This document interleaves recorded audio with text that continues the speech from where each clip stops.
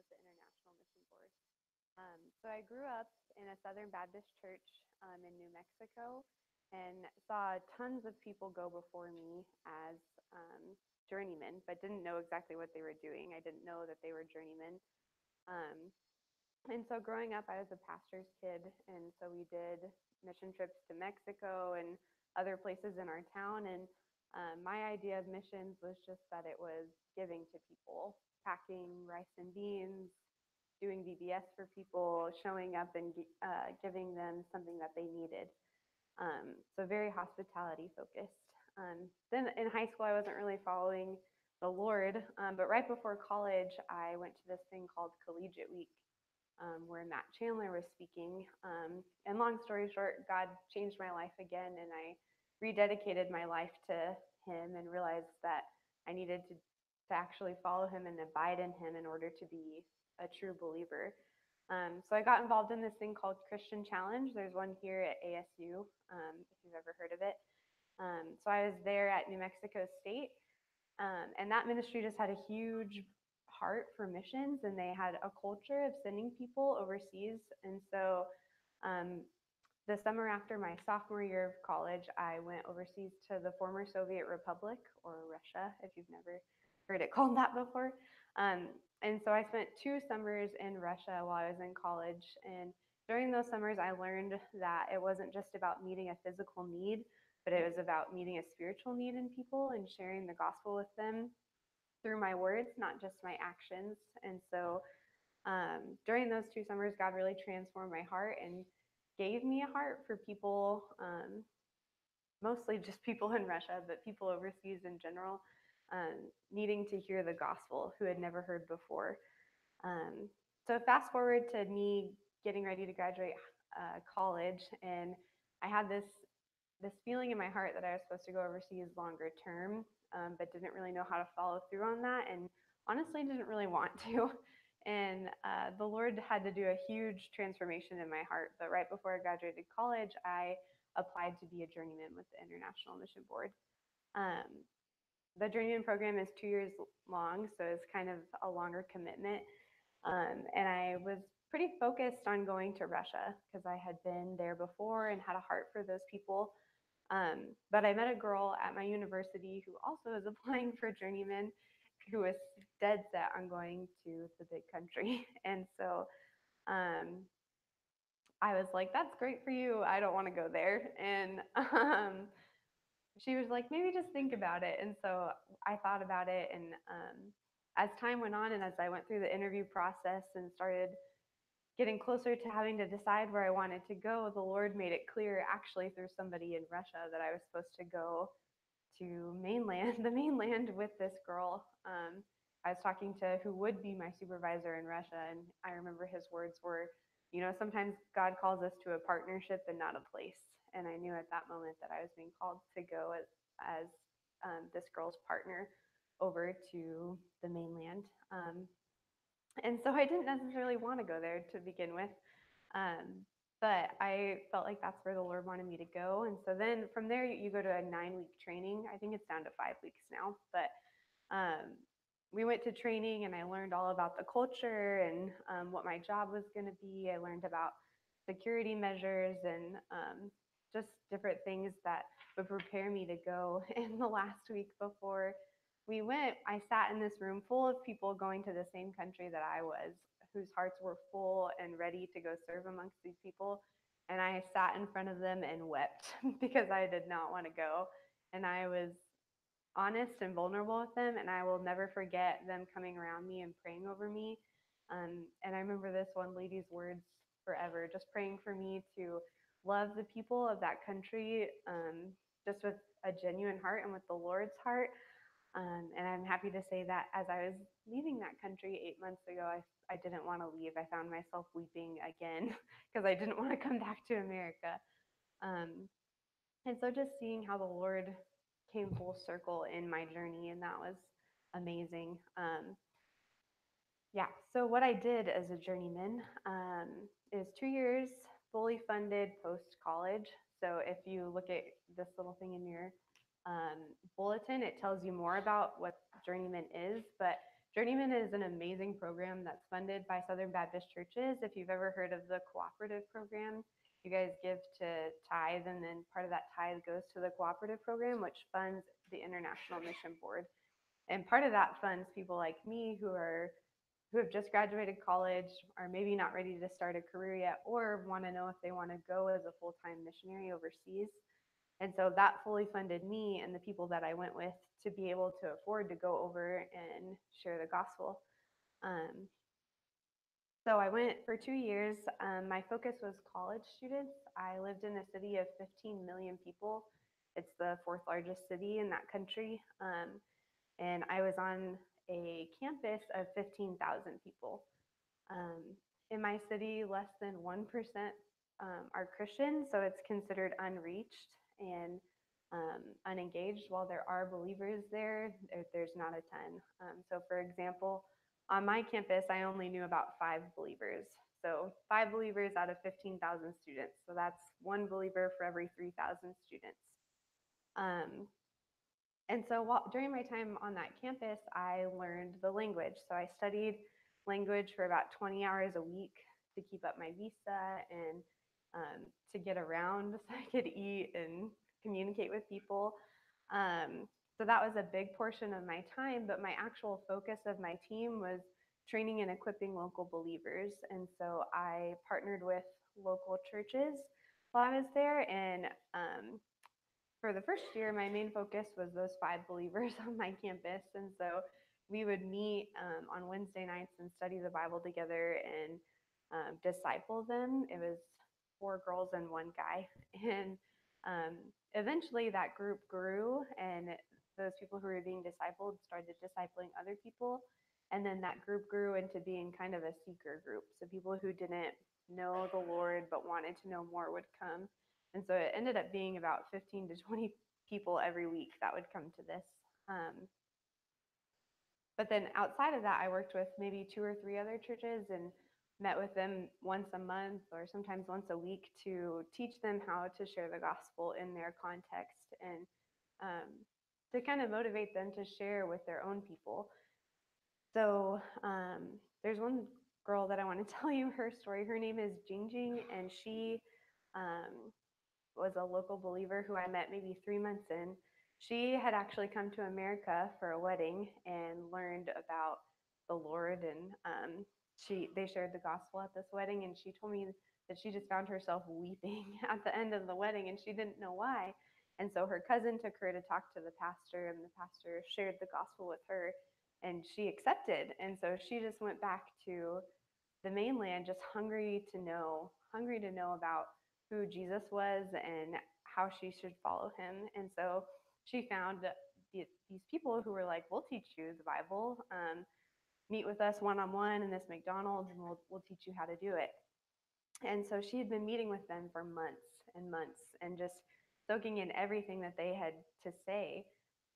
Well, a few months into it, another couple found her, and she told them that she was a believer, and they were asking her about what she thought about things in the Bible, and they found that her answers were incorrect and that they were kind of skewed. And so they asked who she had been meeting with, and she showed them her notebook, and it turned out that she had been meeting with a cult for 3 or 4 months. And so everything that she had known about Jesus in the Bible was wrong. But I remember her telling me this story in tears because she was so thankful that this couple had found her and pulled her out of that. Um, and so now she is married and I think just had a baby and involved in a local church. And she has shared the gospel with hundreds of people. Those first couple of months that I knew her, she shared the gospel with anyone that was breathing around her.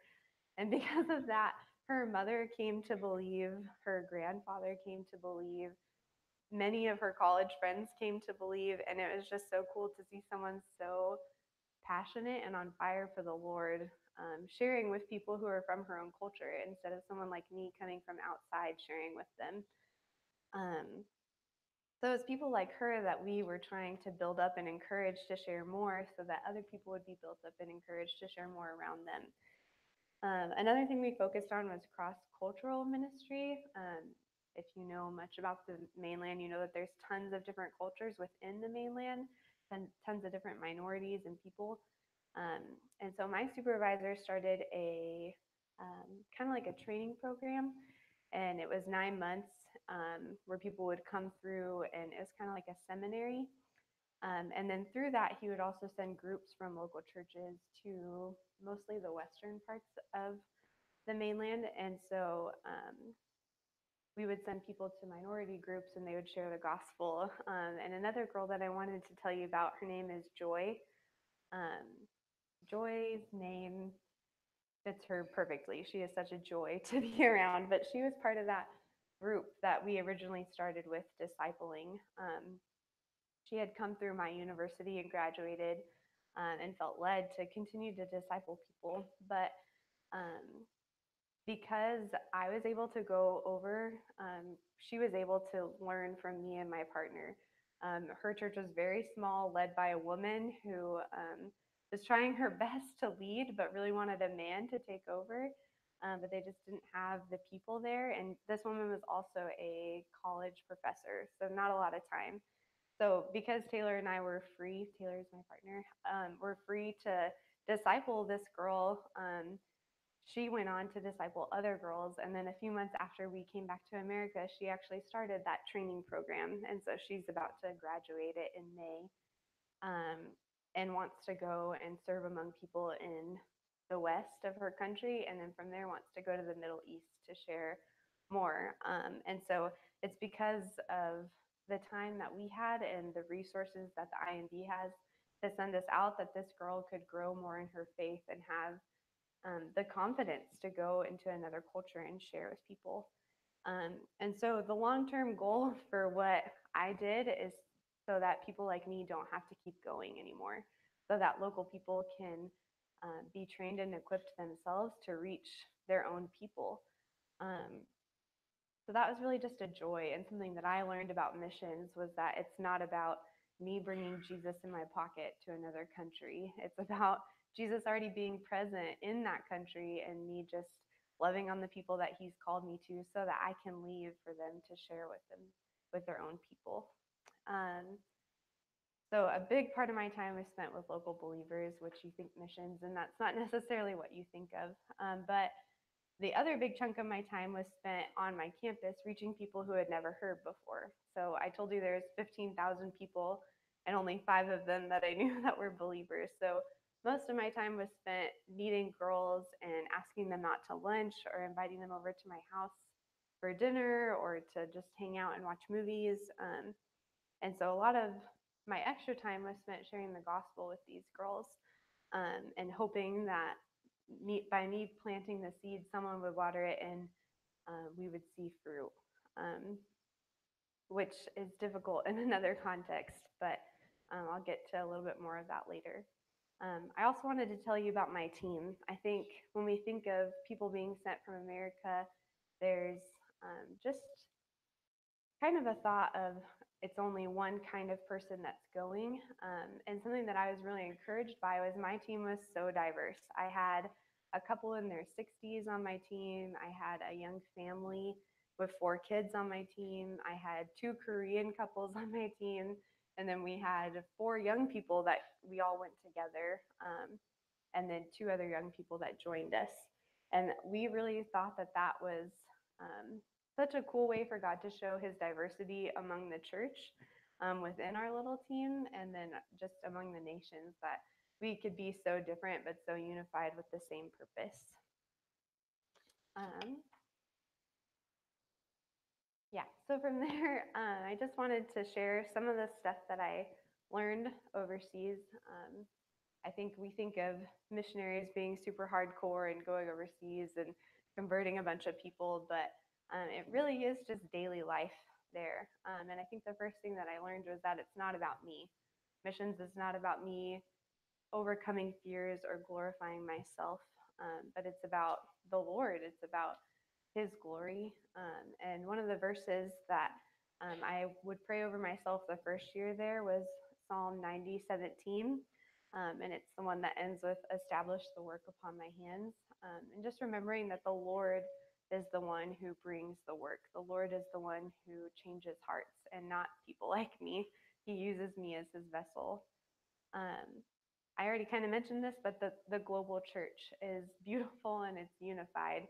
I think one of the most special moments was walking into a local church and being able to worship with them in their language, and then doing the same thing and trying to worship with us in our language, and just seeing how we can all be unified through Christ.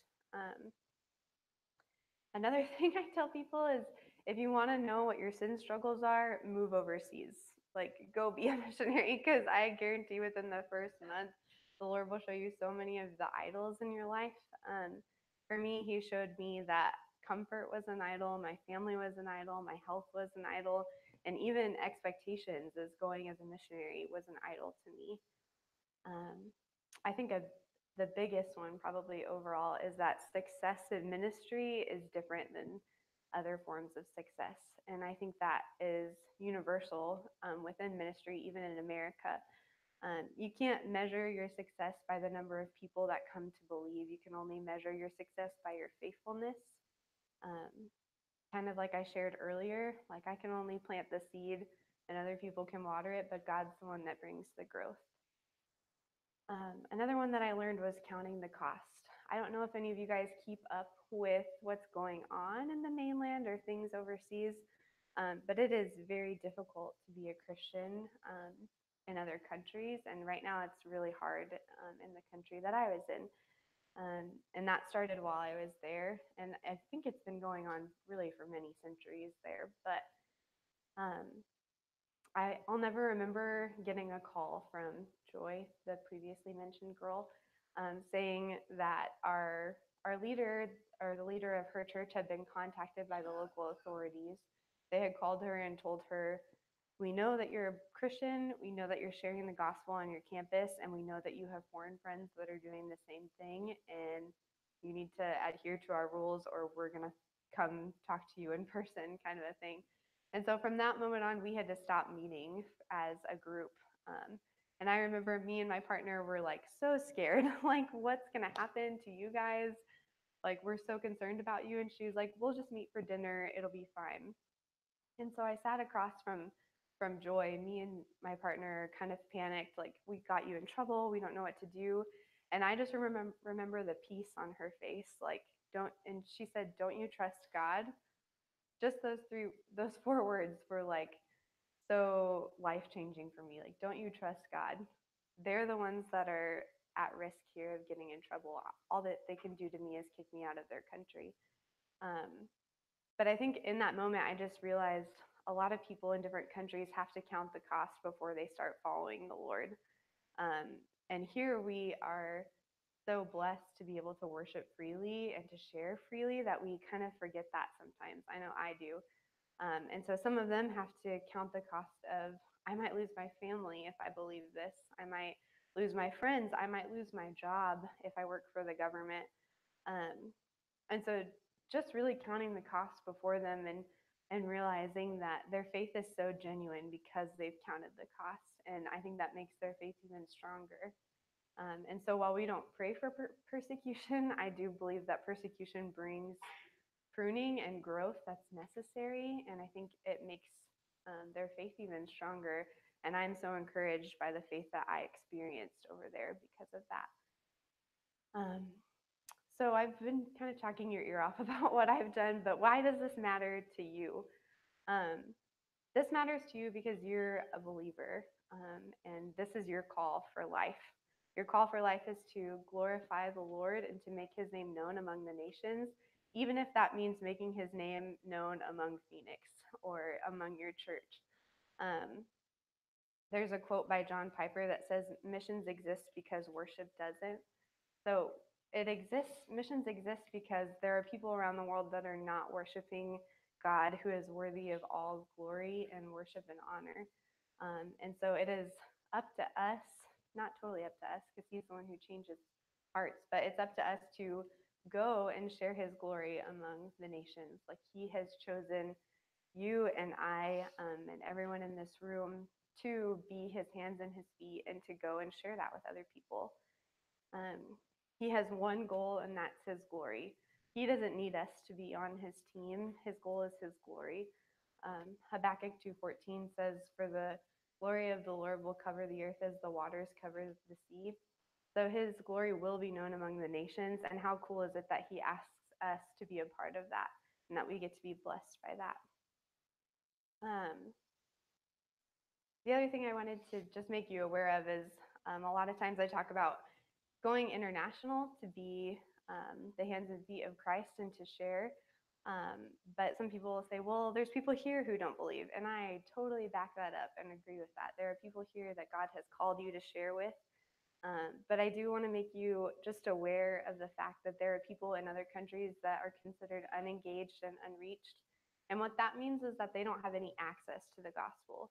People here have access to the gospel. They have churches every 2 blocks. They have the internet where they can look up who Jesus is and what he did for them. But in other countries, they don't have that privilege. And so he uses people to share that. And like the Bible says, the harvest is plentiful, but the workers are few. And there are over 6,000 people groups that are considered unengaged and unreached. Um, so yeah, just some things to think about. I don't think God calls every single one of us to pack our bags and move over to another country, but yeah, just some things for you to consider. There's also a way that you can act now. So like you guys have been talking about Annie Armstrong offering, and that's for North America. There's something called Lottie Moon Christmas offering. You guys did that at Christmas. So if you can't go or feel like the Lord isn't calling you to go, you can always give to people who are going through the Lottie Moon Christmas offering or just through the cooperative program in general. I think the best way to go without going is partnering with people overseas. So adopting people who are already on the field and committing to praying for them and sending people to bless them with like while they live over there. And then going yourself, of course, which brings me back to what I do now. So I work as a mobilizer for the International Mission Board. My actual role is student mobilizer, so I'm supposed to focus on people 15 to 29 who just want to go for the summer, for 2 weeks, or even as a journeyman for 2 years. And so my goal is to just be a resource to your church and to the churches of Arizona. So if you have any questions about what the IMB is or how you can go, you can always come to me, email me, whatever, talk to me at lunch.